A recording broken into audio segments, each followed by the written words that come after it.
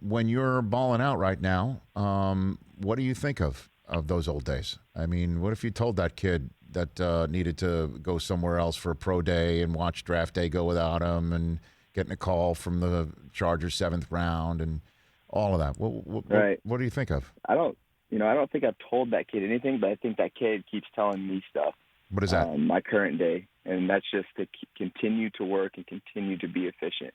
That's kind of that's what my mindset's been since day one is, okay, how can I be efficient with the opportunities that I have? Because in the very beginning of my career, my opportunities were like 4 plays of practice, and a couple of those plays would be on scout team.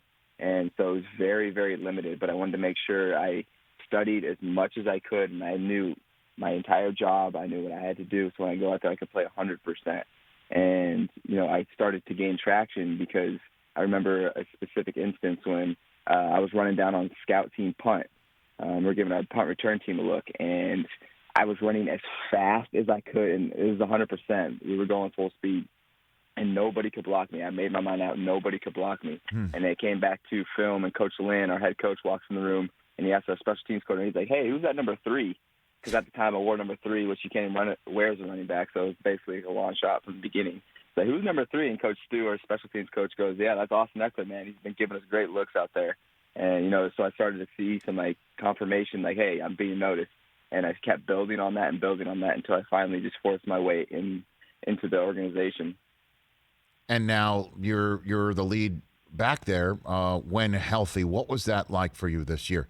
That, again, Melvin Gordon, as we know, was holding out last year, and you stepped in, and you definitely made more of a name for yourself, and this was going to be your year to be the man, and then your hamstring damn near rips off the bone, right? Was it that bad for you, Austin? Yeah, going into week 4, I was having pretty good outings. Like I said, being efficient coming into the year. I was averaging 130, 40 yards a game.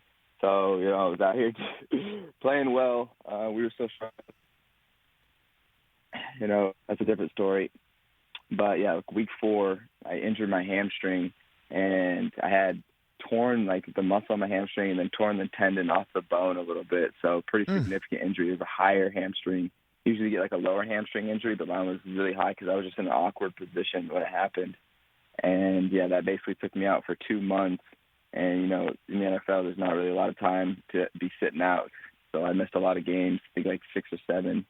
And definitely, the team's been struggling, so it doesn't help when, we've had some other guys who's injured as well. But finally made it back. I've gotten a couple games under my belt, and now I'm feeling more so like myself.